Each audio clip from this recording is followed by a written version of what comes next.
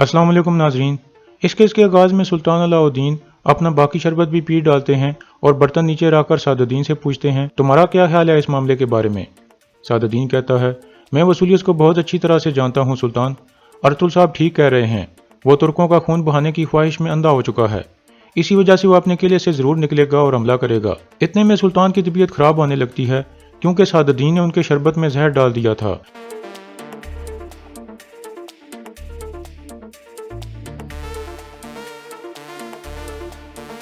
इस तरह सुल्तान गिरकर बेहोश हो जाते हैं। सादुद्दीन कहता है, इनको जहर दिया गया है, फौरन हकीमों को बुलाओ। ये सुनकर सुल्तान का आदमी बाहर निकल जाता है। अर्तुल कहता है, इस बात का क्या मतलब है अमीर सादुद्दीन। सादुद्दीन कहता है, इस सवाल का जवाब तुम दोगे, मैं नहीं। क्या हो रहा है यहाँ। अर्तुल कहता है, मैं जानता हूँ कि आप घबराए हुए हैं, लेकिन अपने अल्फाज पर गौर करो अमीर सादुद्दीन। सादुद्दीन कहता है, मुआफ़िज़, अर्तुल से तलवार ले लो, जल्दी करो। ये सुनकर सुल्तान का आदमी अपनी तलवार निकालकर अर्तुल के सामने खड़ा हो जाता है। फिर सादुद्दीन कहता है, इसको गिरफ्तार कर लो और अर्तुल तुम अपनी तलवार मुआफ़िज़ के हवाले कर दो। इतने में सुल्तान का खास आदमी हकीमों को लेकर वहां पहुंच जाता है। अर्तुल के सिपाही भी अंदर आ जाते हैं।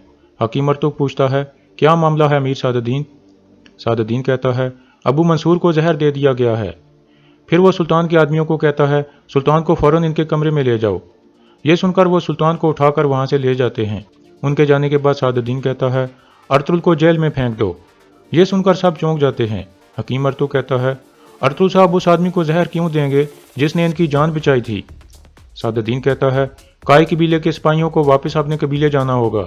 हकीम अर्तुल कहता है, अमीरी हजरत, मैं एक हकीम हूँ, मुझे अपनी महारत इस्तेमाल करके अबू मंसूर के लिए कुछ करने दें। सादुद्दीन कहता है, अबू मंसूर के अपने हकीम मौजूद हैं, वो उनका ख्याल रख लेंगे। अब फौरन आप सब हंली बाजार से निकल जाओ। दूसरी तरफ सुल्तान को उनके कमरे में पहुंचा दिया जाता है। हकीम कहता है, जल्दी करो, हमें सुल्तान को उल्टी करानी होगी। दूसरी तरफ अर्तुल कहता है, आप इतने अहमक कैसे हो सकते हो अमीर सादुद्दीन, और बेवकूफ़ कैसे बन सकते हो। फिर धुंधार कहता है, हम अपने भाई को आपके हवाले नहीं करेंगे। इसके बाद अर्तुल के सारे सिपाही अपनी तलवारें निकाल लेते हैं। सादुद्दीन कहता है, अर्तुल साहब होश में आओ और अपने आदमियों को कहो कि तलवारें नीचे कर दें, मैं यहाँ खून खराबा नहीं चाहता। फिर अर्तुल कहता है, धुंधार, अर्तुल साहब, आप सिपाहियों को लेकर वापस कबीले चले जाओ और वहाँ हर किसी को आगाह करो कि यहाँ क्या हुआ है। यह सुनकर सिपाही कुछ हैरान हो जाते हैं। तुर्गुत कहता है, हम आपको यहाँ कैसे छोड़कर जा सकते हैं। अर्तुल दोबारा उनको जाने का इशारा करता है। फिर सब अपनी तलवारें न्याम में डालकर बाहर निकल जाते हैं। उनके जाने के बाद सादुद्दीन कहता है, अपने हथियार डाल दो अर्तुल। फिर अर्तुल अपनी तलवार और खंजर निकाल कर सुल्तान के मुआफ़िज़ के हवाले कर देता है। सादुद्दीन कहता है, ले जाओ इसको। अर्तुल कहता है, यह किस तरह की गद्दारी है अमीर सादुद्दीन, आपको मेरे खिलाफ करने के लिए कोई खेल खेला गया है। सादुद्दीन कहता है, दुआ करो कि यह बात तुम्हारी ऊपर ना आए, वरना तुम एक दर्दनाक मौत मरोगे। फिर सादुद्दीन सिपाही को कहता है, ले जाओ इसको। अर्तुल उसे ठोकर मारकर सिपाही के साथ चल पड़ता है। अर्तुल के सिपाही सराय महल से बाहर आ चुके थे। हकीम अर्तुल शामसा को कहता है, तुम जावेदार कबीले जाकर असलान खातून से मिलो और उन्हें सारी सूरत हाल से आगाह करो और उन्हें कहो कि वो काय कबीले आ जाएं। हम तुर्क सरदारों का जिरगा कल काय कबीले में मुनक्कद करेंगे। यह सुनकर शामसा वहां से रवाना हो जाता है। धुंधार कहता है, तुर्क सरदार लाजमी हमारे साथ इत्तेफाक करेंगे, हम मुस्ताजिर अबू मंसूर को क्यों मारने की कोशिश करेंगे। बामसी कहता है, ये अबू मंसूर कौन है जिसके लिए सादुद्दीन इतना बड़ा कदम उठा रहा है। हकीम अर्तुल कहता है, हम इसका पता लगाएंगे बामसी। दूसरी तरफ अर्तुल को एक कमरे में बंद कर दिया जाता है और अर्तुल एक मेज पर बैठ जाता है। इसी दौरान सुल्तान के हकीम उनका इलाज कर रहे थे और सुल्तान को उल्टी कराते हैं। उल्टी के बाद सुल्तान कहते हैं, यह जहर है, लेकिन फिर भी सुल्तान की तबीयत ठीक नहीं होती और उनका सांस बहाल नहीं होता। बाहिर इब्नुल अरबी भी हल्ली बाजार में पहुंच जाते हैं। वामसी उनको देखकर कहता है, अल्लाह ने दर्द की दवा भेज दी है, अल्लाह का शुक्र है। अंदर सुल्तान के हकीम एक बार फिर सुल्तान को उल्टी कराते हैं। इतने में सादुद्दीन भी वहां पहुंच जाता है और हकीम से पूछता है, सुल्तान की तबीयत कैसी है। हकीम कहता है, यह ठीक नहीं है, मैं इनका मैदा खाली कराने की कोशिश कर रहा हूँ। इतने में सुल्तान पानी मांगते हैं। सादुद्दीन कहता है, मैं इनको पानी देता हूँ। फिर वो एक बर्तन में पानी डालता है और चुपके से दूसरी अंगूठी से शफा वाली चीज़ उसमें डाल देता है और फिर पानी लेकर सुल्तान के पास बैठ जाता है। लेकिन इतने में सुल्तान का हाथ बर्तन को लगता है और वह सारा पानी नीचे गिर जाता है। यह देखकर सादुद्दीन हैरान परेशान हो जाता है और फिर सुल्तान बेहोश हो जाते हैं। हकीम कहता है, इनकी हालत बहुत ख़राब है, ہمیں پتہ ہی نہیں چل رہا کہ ان کو کون سا زہر دیا گیا ہے، ہم ان کو کھو رہے ہیں۔ سعد الدین مسکرانے لگتا ہے۔ باہر حکیم ارطغرل ابن العربی کو بتاتا ہے کہ ہم بہت بڑی مصیبت میں ہیں، تاجر ابو منصور کو زہر دے دیا گیا ہے اور امیر سعد الدین ارطغرل صاحب کو اس کا ذمہ دار سمجھ رہے ہیں۔ آپ نے ارطغرل صاحب کو ایک دفعہ زہر سے بچایا تھا، ہمیں یقین ہے کہ اس دفعہ آپ ہمیں جھوٹے الزاموں سے بھی بچائیں گے۔ ابن العربی کہتے ہیں، قسمت ایک آدمی کو اس کی موت سے بچاتی ہے ارطغرل صاحب، یہ ہماری ذمہ داری ہے کہ ہم مداخلت کر کے آدمی کو اس کی قسمت کے شکنجے سے محفوظ کریں۔ مجھے فوراً ابو منصور کے پاس جانا ہوگا۔ یہ کہہ کر وہ سب اندر کی طرف چل پڑتے ہیں، لیکن سرائے محل کے داخلی راستے پر سعد الدین کے سپاہی انہیں روک لیتے ہیں۔ بامسی کہتا ہے، ہم اندر نہیں جانا چاہتے، صرف ابن العربی کو اندر جانے دو تاکہ یہ ابو منصور کا علاج کر سکیں۔ وہ سپاہی کہتا ہے، نہیں، کوئی بھی اندر نہیں جا سکتا۔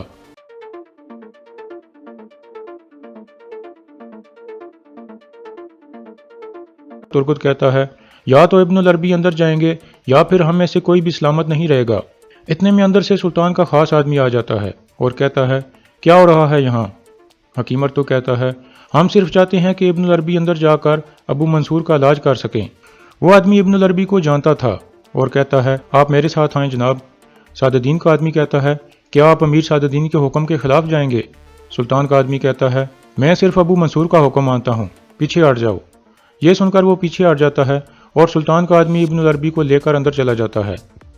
اس کے بعد ترگت بامسی کو کہتا ہے، ہمیں سپاہیوں کو ہنلی بازار کے آس پاس چھپانا ہوگا، تم سپاہیوں کو لے کر ہنلی بازار کے قریب کہیں چھپ جاؤ اور میرے اشارے کا انتظار کرو، ہم اپنے سردار کو اکیلا نہیں چھوڑیں گے اور ان کے لیے اپنی جان بھی قربان کر دیں گے۔ یہ کہہ کر وہ سب وہاں سے چل پڑتے ہیں۔ دوسری طرف سعد الدین اپنے دل میں کہتا ہے، پریشان مت ہو سلطان، آپ کی ریاست محفوظ ہاتھوں میں رہے گی، میں وہ خلا پور کر دوں گا جو آپ نے خالی چھوڑا ہے۔ اتنے میں سلطان کا آدمی ابن العربی کو لے کر وہاں پہنچ جاتا ہے۔ سعد الدین کہتا ہے، میں نے حکم دیا تھا کہ کسی کو اندر نہیں آنے دینا۔ سلطان کا آدمی کہتا ہے، یہ ابن العربی ہیں، یہ سلطان کا علاج کریں گے۔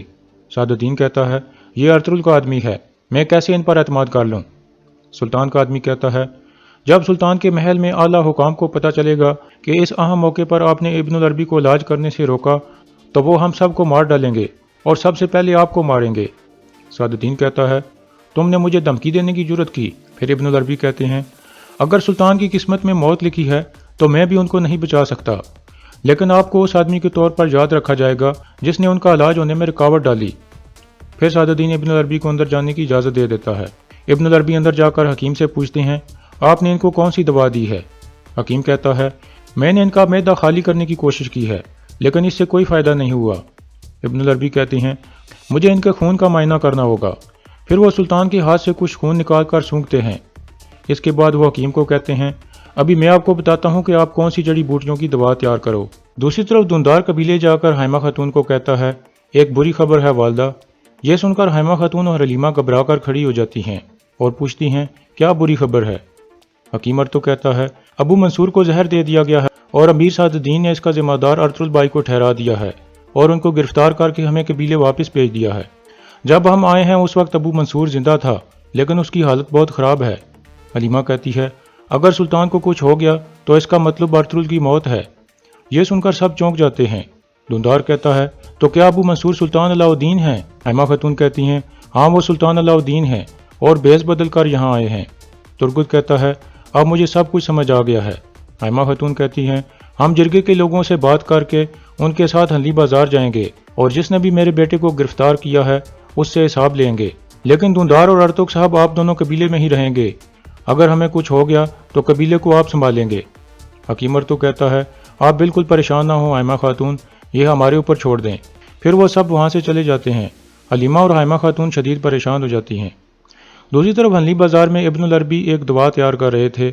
اس کے بعد وہ اٹھ کر کچھ دوا سلطان کے ناک پر لگا دیتے ہیں اور پھر کھڑے ہو کر کہتے ہیں، کیا آپ سب باہر جا سکتے ہیں؟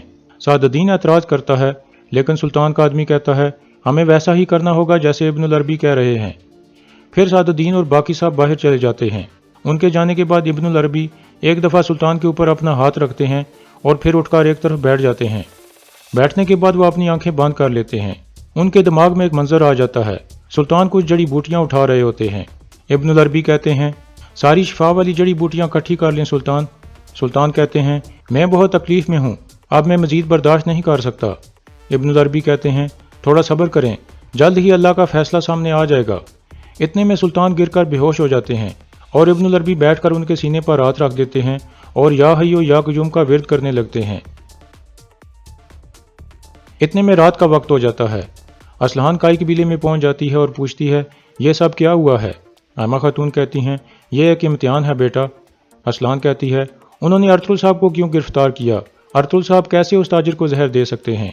हलीमा कहती है, अबू मंसूर ताजिर नहीं है असलान खातून, वो सुल्तान अलाउद्दीन है।